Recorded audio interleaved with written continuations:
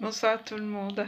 Voilà, à travers cette vidéo, je vais parler à ceux qui sont abonnés aux horoscopes, ceux qui ont vraiment euh, sont appliqués à lire l'horoscope tout le temps. Alors moi euh, quand je suis arrivée, enfin j'ai grandi au Cameroun, il n'y a pas autour de moi, il n'y avait pas cet environnement-là, des gens qui aiment lire l'horoscope.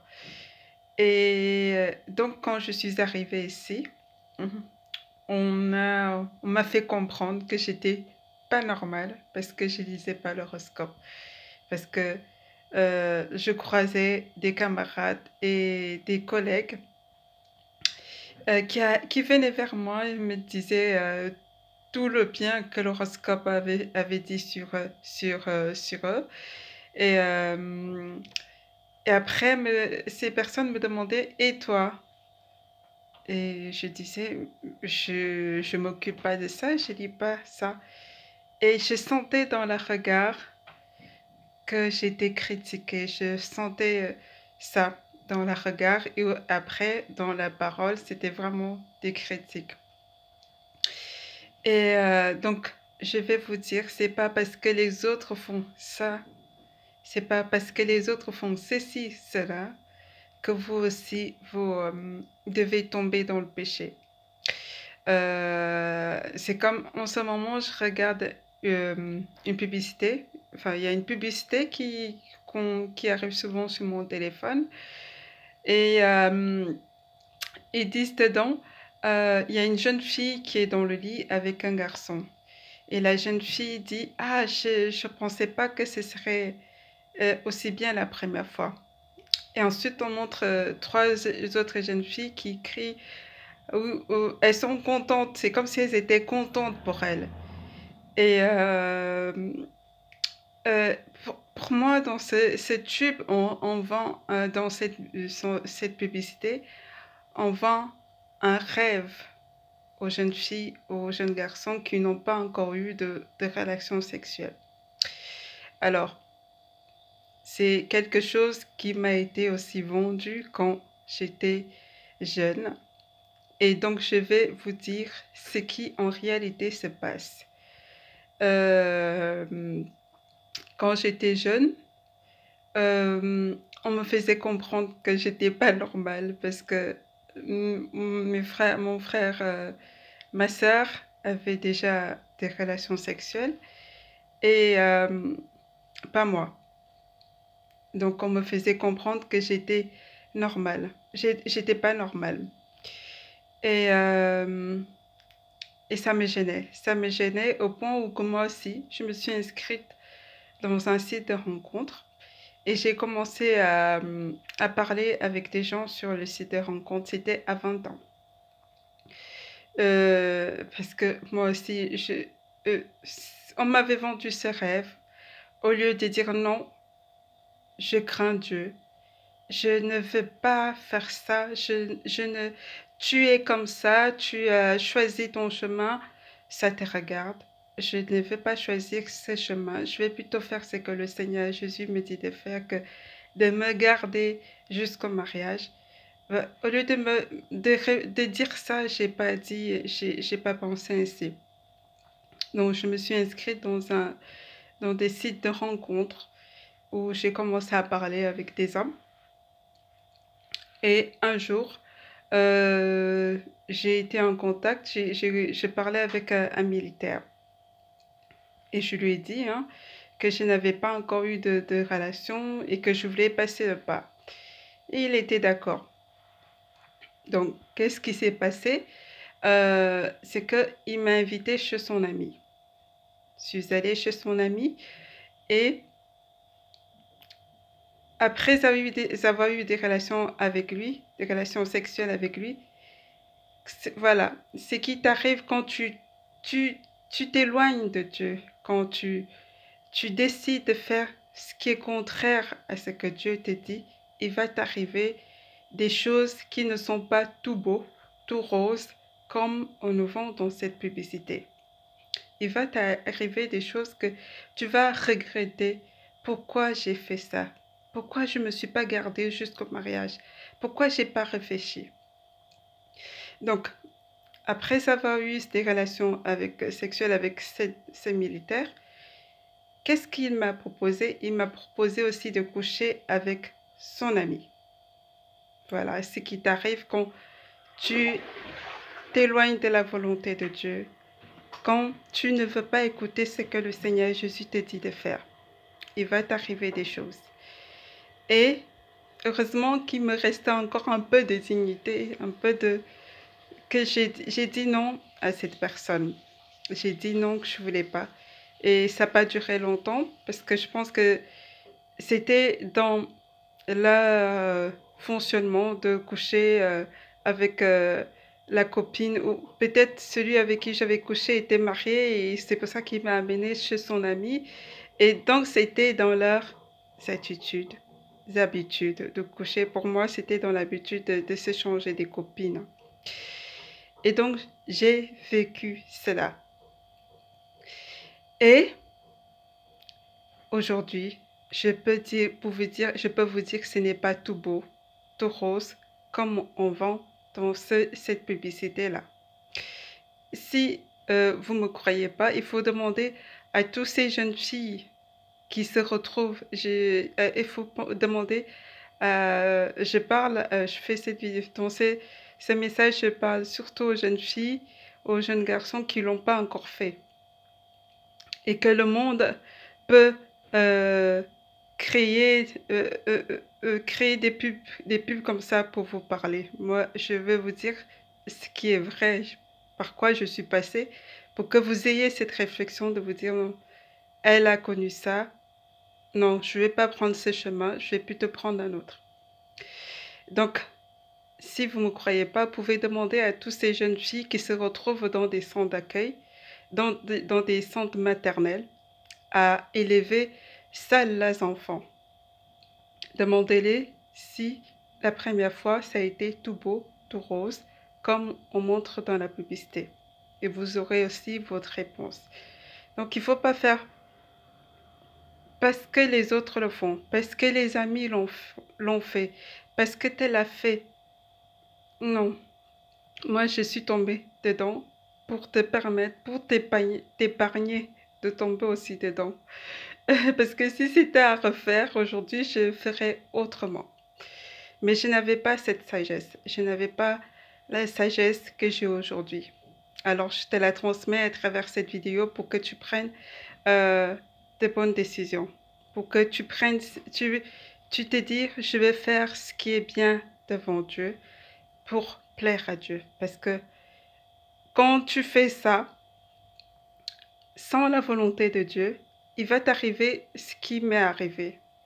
À peu près ce qui m'est arrivé. Ça, c'est la partie visible des choses mauvaises qui peuvent t'arriver. Mais dans la partie invisible, il se passe aussi des choses. En ayant des relations sexuelles, en dehors de la volonté de Dieu, qu'est-ce qui va se passer? Si la personne avait des démons, tu vas les récupérer à travers son sang, à travers ces rapports-là. Si la personne avait la sorcellerie, tu vas récupérer aussi cette sorcellerie-là. Si la personne est un violeur, tu vas récupérer cet esprit-là.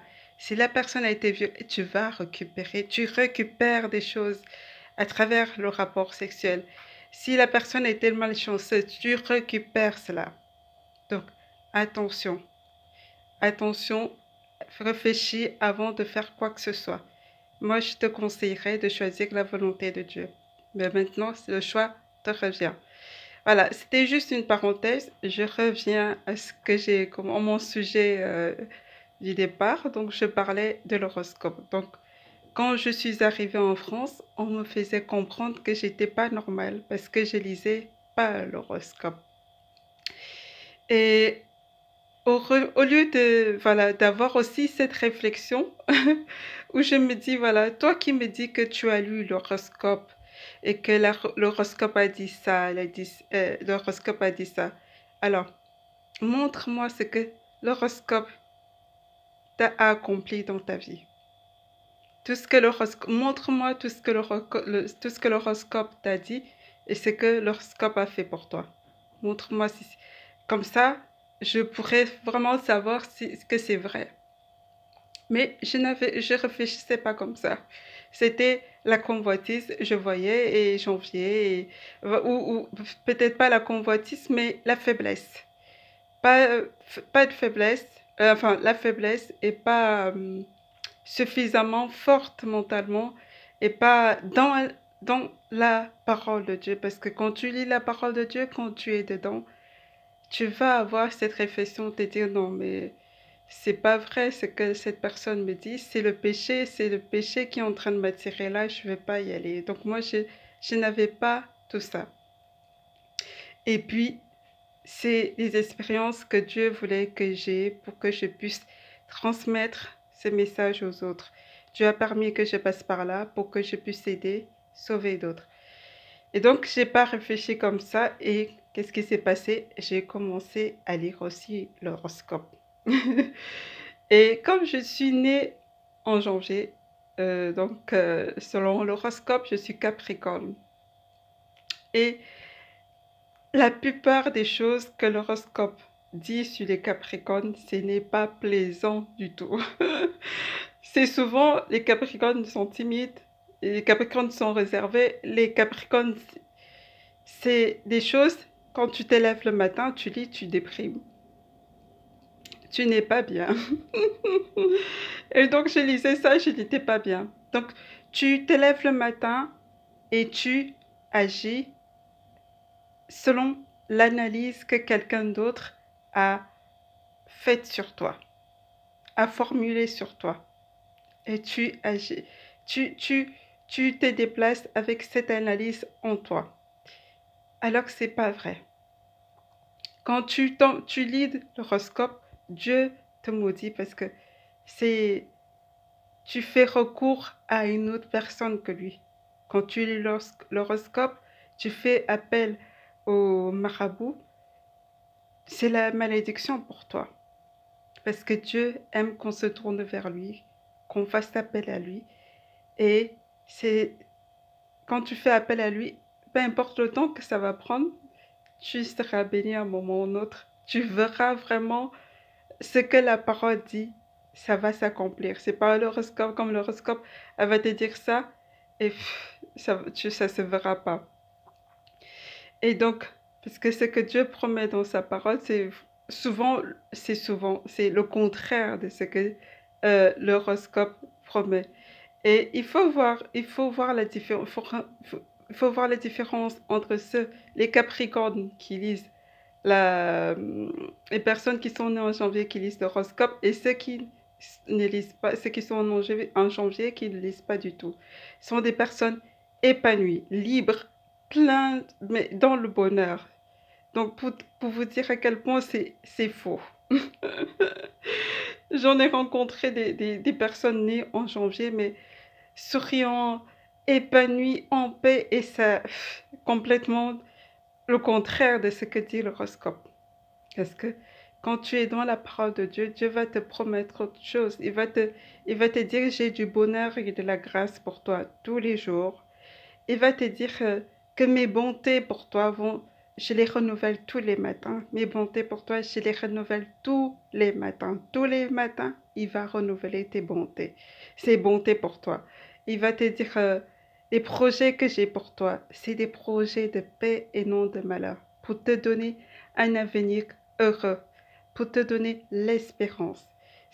Dieu va te promettre, il va te dire que je te pardonne. Quand tu as fait une chose qui n'est pas bonne, je te pardonne. Il va te dire, je te libère.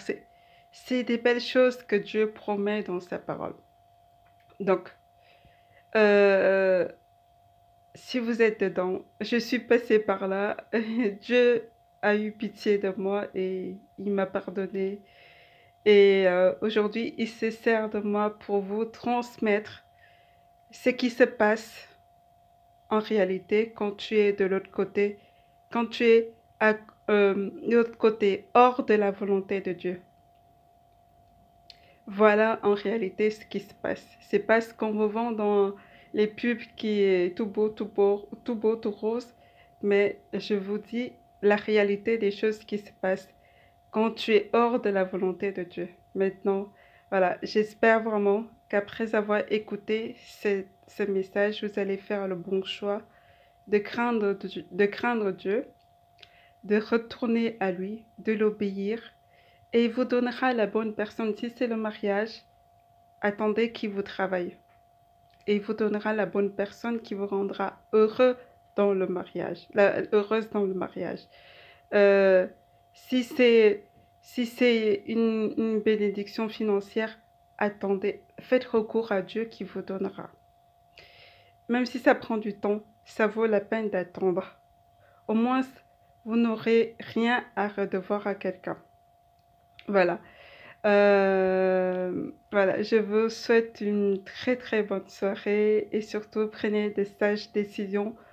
Ça vaut la peine pour vous, ça vaut la peine pour vos enfants, pour votre descendance. Ça, quelque chose, une bonne décision euh, touchera même votre descendance. Voilà, au revoir, bonne soirée.